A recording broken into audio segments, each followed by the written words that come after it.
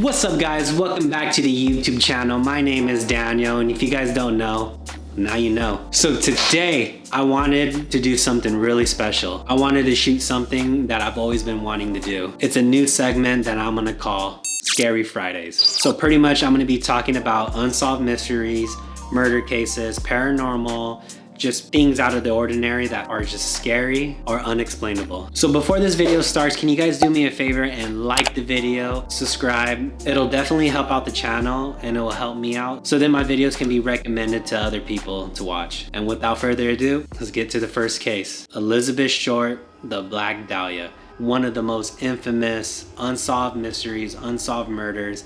Definitely one of the biggest cases that hasn't been solved to this day. This case is so famous that even American Horror Story did a nod towards the Black Dahlia. And without further ado, let's get to the video. Roll the clip. Oh wait, it's me.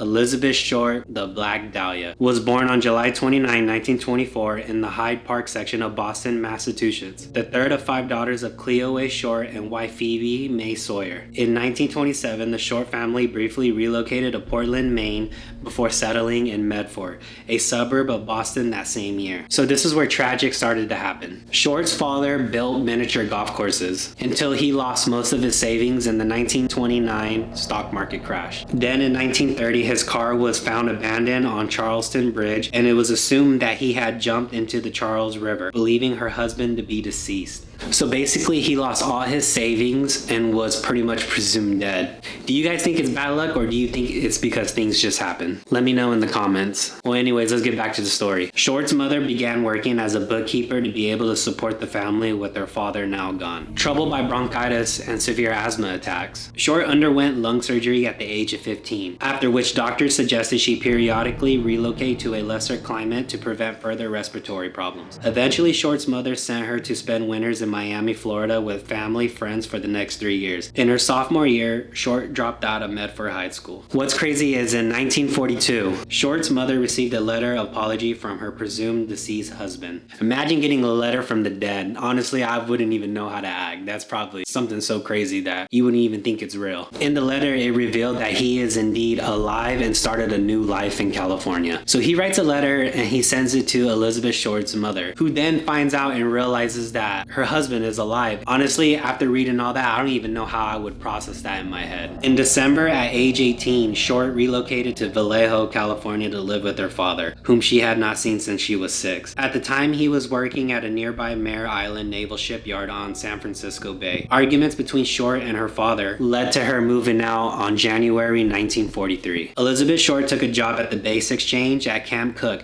now Vandenberg Air Force Base. Short briefly living with a U.S. Army Air Force sergeant who reportedly abused her. So pretty much she went to live with her dad. Then she ended up moving out after an argument. Then she met an army sergeant who reportedly abused her. Honestly, it's just really crazy to know that there was so much going on in her life, even like before her death. She then left in the middle of 1943 and moved to Santa Barbara, where she was arrested on September 23rd, 1943 for drinking at a local bar while underage. The juvenile authorities sent her back to Massachusetts, but she returned instead to Florida, making only occasional visits to her family in Boston. While in Florida, Short met Major Matthew Gordon Jr., a Army Air Force officer of the 2nd Air Commando Group who was training for deployment in Southeast Asia theater of World War II. Elizabeth then told friends that Gordon had written a letter of a proposal while he was recovering from injuries from a plane crash that he had in India. She accepted his offer. Then Gordon died in a second crash on August 10, 1945, less than a week before the end of the war. So pretty much while she was living in Florida, she ended up meeting another man who actually wanted to marry her, but ended up passing away right before the war had ended. Honestly, that is so heartbreaking to know that you found love and you found someone that you were really into, and they ended up just passing away. Probably definitely one of the worst things that you can ever have to deal with. In July 1946, Short relocated to Los Angeles to visit Army Air Force Lieutenant Joseph Gordon Finkling, an acquaintance from Florida, who was stationed at the Naval Reserve Air Base in Long Beach. So after the person that she was going to marry ended up passing away, I actually don't know if they dated or they were probably just friends or, I don't know, somewhere in between there. But she must have a thing for military men. But all seriousness, this is where things started to get real interesting. Elizabeth Short spent the last 6 months of her life in Southern California, mostly in the Los Angeles area. Shortly before her death, she had been working as a waitress and rented a room behind the Florentine Gardens nightclub on Hollywood Boulevard. She has been variously described and depicted as an aspiring or would-be actress. According to some sources, she did in fact have aspirations to be a film star, though she had no known acting jobs or credits.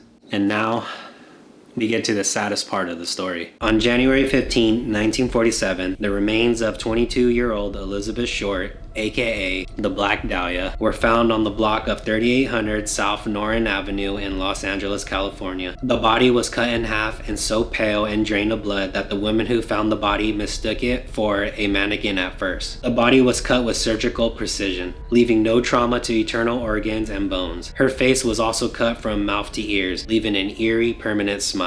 There was no blood on the ground, making it believed that the body was moved after she had been murdered. So here she is trying to start a new life, ending up finding something that she wanted to be into, and she ended up being murdered. I don't know if you would call this like the worst of luck or it's just something how life works, I guess. It's probably one of the most saddest things, honestly. So 9 days after she was discovered, an envelope was sent to an examiner addressed by using individual cuts and pasted letters from magazines and newspapers. It read, "The Los Angeles Examiner and other Los Angeles papers. Here is Dahlia's belongings."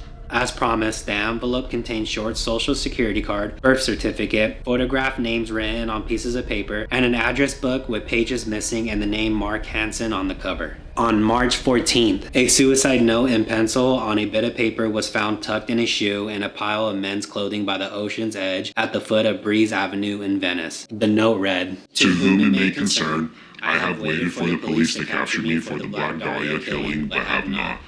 I am too much of a coward to turn myself in, so this is the best way out for me. I couldn't help myself for that, or this. Sorry, Mary." The pile of clothing was first found by a beach caretaker, who reported it to the lifeguard captain, John Dillon.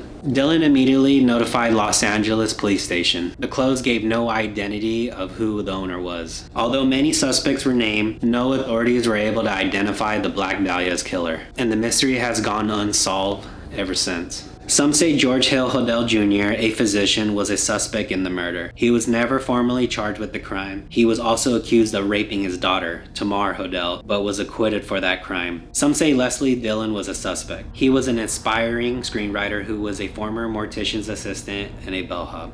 Could it have been George Hill Hodel or Leslie Dillon? To me, I think it could be Leslie Dillon. He was the mortician's assistant and knew how to make those type of cuts and precisions that were on Elizabeth Short, aka the Black Dahlia's body. All in all, I guess we'll never know who did it until eventually someone comes forward or there's some evidence that can be traced back to whoever the killer was. And that wraps up the video, and I appreciate you guys watching. I know this is a little rough video that I shot, and I hope this video was really good and you guys enjoyed. Smash the like button, hit the subscribe button, let me know if you guys like it, and I'll keep making more of these, and I will be dropping them every Friday all the way up to Halloween. Like I said, I truly appreciate you guys watching, and yeah, I'll see you guys in the next video. Peace.